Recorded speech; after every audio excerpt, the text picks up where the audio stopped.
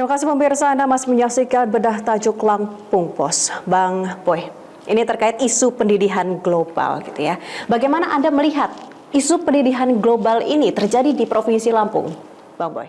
Ya, jadi tadi karena kondisi sudah semakin parah, terjadi perubahan suhu dan cuaca yang ekstrim di dunia, di tingkatan dunia, dan itu juga menimpa pada Lampung. Lampung yang terdampak adalah pada sisi kebakaran hutannya, Mbak ya. Kebakaran hutan dan lahan di Lampung, Karhutla, itu cukup banyak, mencapai ribuan hektar, mencapai 4.800 sekian hektar lahan yang terbakar di Lampung. Jadi itu ada di beberapa titik di wilayah Lampung. Jadi memang kenapa perubahan suhu cuaca ekstrim itu yang mendadak di Lampung makin parah lagi, itu ditambah lagi fenomena El Nino yang ada gitu ya. Fenomena El Nino yang ada saat ini, kita tahu saat ini kita lagi dunia menghadapi fenomena El Nino, terutama Indonesia juga. Jadi memang itu juga turut berdampak terhadap kebakaran hutan yang ada di Lampung. Jadi memang suhu cuaca yang ekstrim tiba-tiba tambah fenomena El Nino, juga benar-benar kondisi cuaca yang tidak menentu gitu, itu menjadi penyebab kenapa Lampung turut terdampak juga ya, khususnya pada kebakaran hutannya. Jadi El Nino ini juga menjadi salah satu faktor pendorong juga ya terjadi semakin parahnya pendidikan global ini ya, Bang Barboy ya.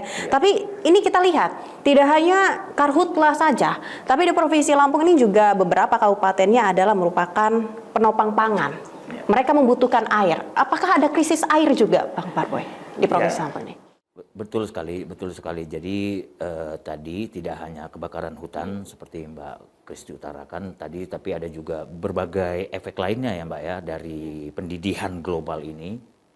Ini yang makanya kita perlu mengantisipasi, termasuk soal pertanian. Kita tahu Lampung sudah menjadi pemasok pangan nasional, bahkan penghasil cadangan pasokan pangan ya, yang cukup besar secara nasional kontribusinya. Jadi itu kenapa itu mempengaruhi beberapa wilayah Lampung yang kekurangan air karena pendidikan global, karena efek cuaca panas ekstrim, suhu yang tiba-tiba berubah seperti itu. Jadi memang itu menyebabkan Lampung menjadi kekurangan air ya. Jadi itu beberapa wilayah Lampung juga rawan kekeringan memang di sejumlah wilayah Lampung. Itulah jadi memang pendidikan global ini tidak hanya pada kebakaran hutan, tapi juga merembet pada hal-hal lainnya ya, termasuk pertanian, juga hal lainnya. Bagaimana Direksi Lampung Pos ini memandang, apakah ketika krisis air terjadi di Provinsi Lampung ini, Bang Boy, ini juga akan mempengaruhi produktivitas dari panen yang ada di Provinsi Lampung sendiri, Bang? Betul saja, tentu saja itu akan mempengaruhi ya Mbak ya, bagaimana proses pertumbuhan tanaman ya, bagaimana proses penanaman, pertumbuhan, juga hasil panen tentu saja itu akan mempengaruhi, karena bagaimanapun kan air adalah unsur yang mutlak ya, unsur yang penting dalam penanaman sawah ya, di ladang ya. Apalagi kita tahu bagaimana sebagian besar petani kita adalah yang mengandalkan sawah tada hujan. Betul.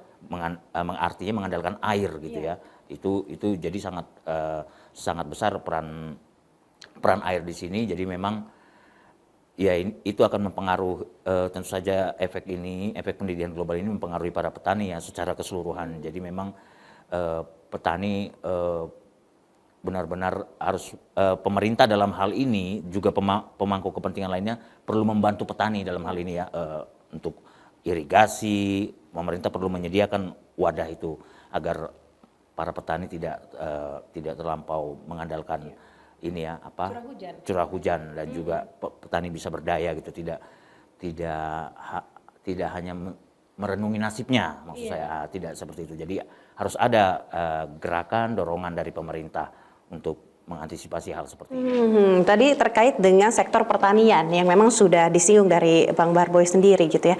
Tapi terkait Karhutla, kita kembali lagi ya Bang Barboy ya. Ini apakah menurut Anda seperti apa antisipasinya? Apakah masyarakat ini juga bisa membantu ya untuk mencegah terjadinya kebakaran hutan?